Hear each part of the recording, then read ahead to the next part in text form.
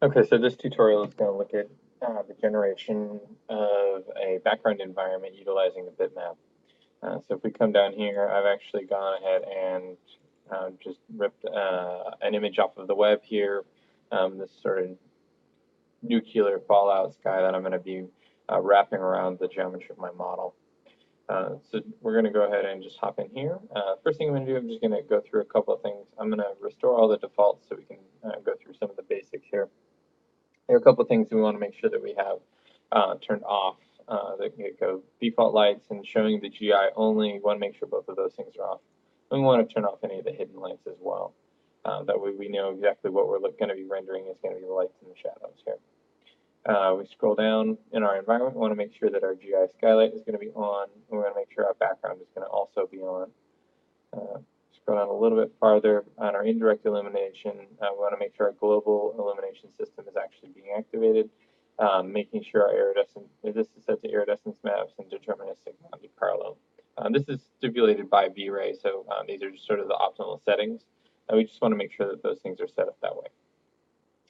We can get into some further level of detail in here, starting to determine some of these guys. But really, we start to manipulate these as we're starting to control the quality of the rendering. The rates, min and max, I'm not sure what the scale is on that, but really, these things, as you increase the numbers within a certain range, you can increase the quality of your renderings.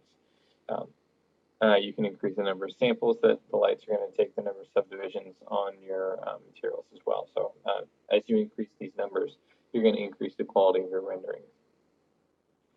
Go ahead and close that down. Close that down as well. Okay, so we're going to be looking at this now. Initially, the sort of inkling is going to be, okay, well, I want a background in my environment, so this should be a really easy thing that I can take and map into this. And it's important that you can come in here and do a bitmap, and you can come in here and drop this down and turn it into an environment and a spherical, and we can go in here and find our guy, and if we update that, it'll actually apply this. And so if we hit apply, we're going to be able to render this out. And what you'll see is it's going to locate the sky in some position.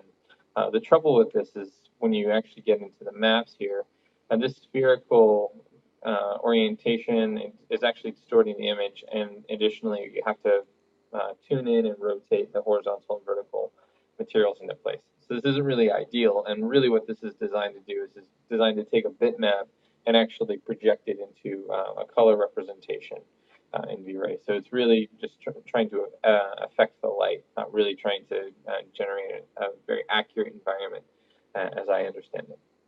So we'll go ahead and leave that alone because we do want that to actually start to affect the environment. But we're actually going to build our own geometries here to actually house this. It'll be much, much simpler here.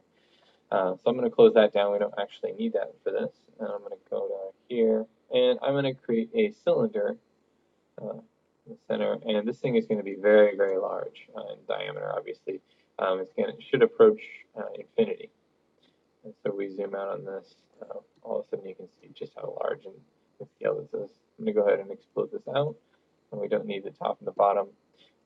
I've gone ahead, even though this is sitting right in here, this is actually an infinite plane generated in vRay. So go ahead and zoom out. All right, so we're going to go ahead and you're going to have this object. It's going to look something like this. We're going to go to Material and select Basic. And this is going to enable us to, it's going to look something like this.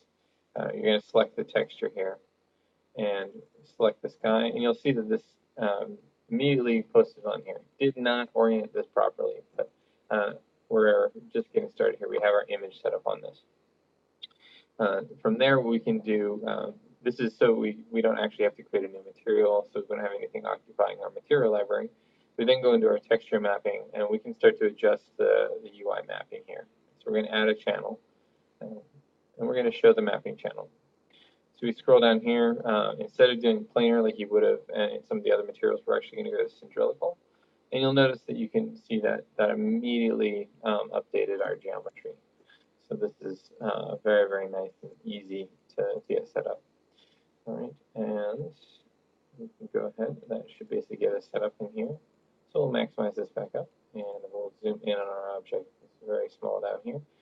This is a project that I worked on a number of years ago here.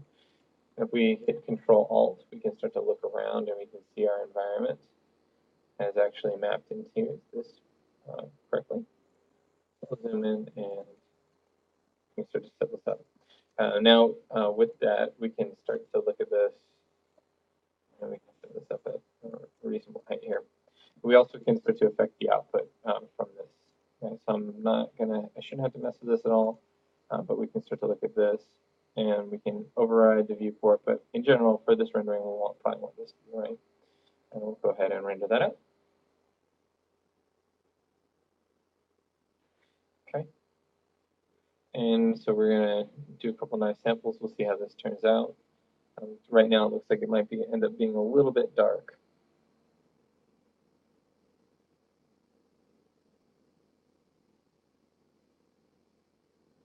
So we have this sort of vast infinite desert. And if we do decide that we want to make adjustments to this, we still have an opportunity to do that before we save this out.